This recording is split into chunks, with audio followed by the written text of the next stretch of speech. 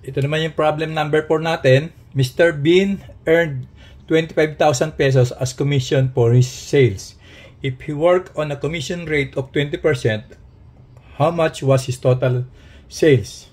Ang pinapahanap ito yung kung magkano ang lahat na naibenta ni Mr. Bean. Ayun ang pinapahanap sa kanya ngayon. So sagutin natin. Solution.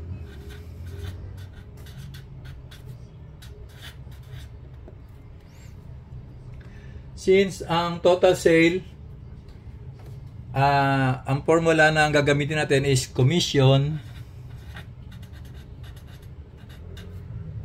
Ito yung kinita ng isang ahente o ni Mr. Bean is equal to total sale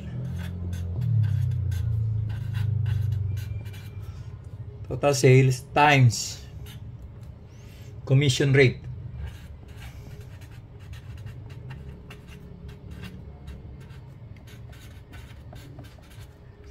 So, since ang pinapahanap is total sale, i-simplify natin yung formula na to.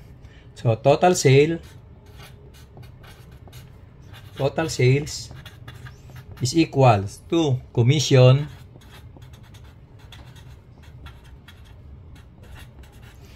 divided by commission rate.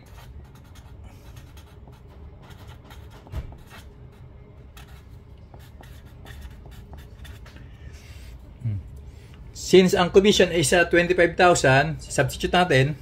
Ang ginawa lang dito, ito nilipat sa kabila, ito nilipat sa kabila, then dinivide sa commission rate.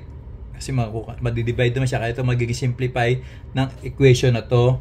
Ito naging simplify na naging equation based sa equation na to. So, ang commission niya is 25,000 pesos. Ano yung commission rate? 20%. Divided by 20%. Since naka-percent pa siya, divide natin siya sa 100%. Para maging decimal, ma-eliminate yung percent.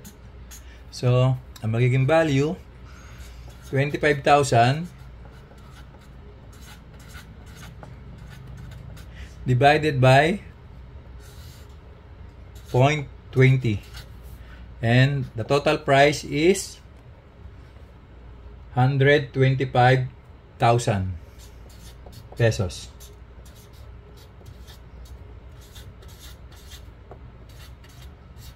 Ito yung total sales niya.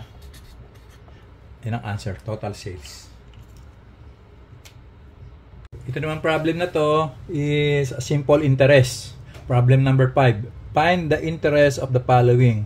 Pero ang sasagutan ko lang dito is number 1, letter A, or yung letter B naman, pwede nyo sagutan to, pero halos pareho lang naman to ng approach. Find the interest of the following. Letter A, 50,000 for 12 months at 15% per year. So, ang formula ng pagkuha ng simple interest is solution.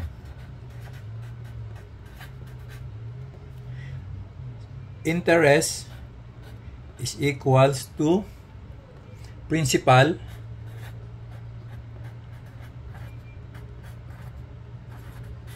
times rate times time. So ano yung principal dito? That is 50,000. 50,000 pesos ang principal natin. Ano naman yung rate? 15%. Ano naman ang time? Since sinabi rito 15% per year, ang time niya for 12 months per year, let's say 1 year. 1 year, okay. So, convert natin muna tong 15 by dividing 100%. Cancel. So, 50,000 times 15 divided by 100 is 0.15. And the time is 1 year. So, ang value ng ang interest niya is 7,500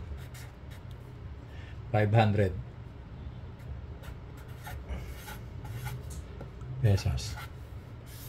Ito yung interest niya per year.